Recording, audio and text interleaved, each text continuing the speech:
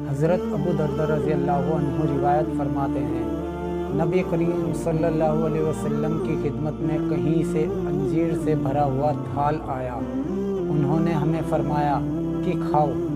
ہم نے اس میں سے کھایا اور پھر ارشاد فرمایا، اگر کوئی کہے کہ کوئی پھل جنت سے زمین پر آ سکتا ہے تو میں کہوں گا کہ یہی وہ پھل ہے، کیونکہ بلا شبہ جنت کا میوہ ہے۔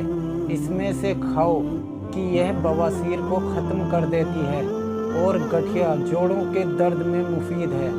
اسی حدیث کو امام محمد احمد ذہبی رحمۃ اللہ علیہ نے بھی تقریباً انہی الفاظ میں بیان کیا ہے، مگر حدیث کا ماخذ بیان نہیں کیا، جبکہ کنز الاعمال میں علاء الدین الہندی رحمۃ اللہ علیہ نے یہی روایت معمولی رد و بدل کے ساتھ اسی صورت میں حضرت ابو ذر رضی اللہ عنہ سے بیان کی ہے۔ انجیر کو بطور پھل اللہ تعالیٰ نے اہمیت دی اور نبی کریم صلی اللہ علیہ وسلم نے اسے جنت سے آیا ہوا میوہ قرار دینے کے بعد ارشاد فرمایا کہ یہ بواسیر کو ختم کر دیتی ہے۔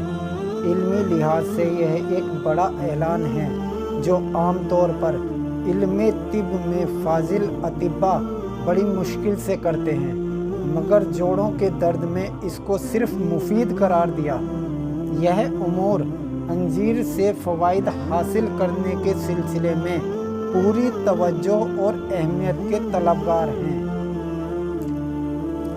اس کا گودا بخار کے دوران مریض کے منہ کو خشک ہونے نہیں دیتا، نمکین بلغم کو پتلا کر کے نکالتا ہے، اس لحاظ سے چھاتی کی پرانی سوزشوں میں مفید ہے، جگر اور مرارہ میں اٹکے ہوئے پرانے سبدوں کو نکالتی ہے، گردہ اور مثانے کی سوزشوں کے لیے مفید ہے۔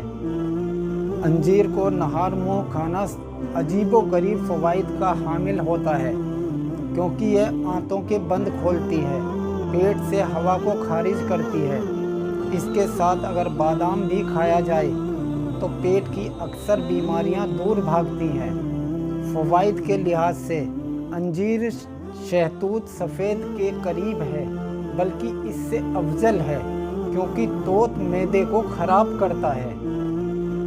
امام محمد احمد ذہبی رحمۃ اللہ علیہ فرماتے ہیں کہ انجیر میں تمام دوسرے پھلوں کی نسبت بہترین غذائیت موجود ہے۔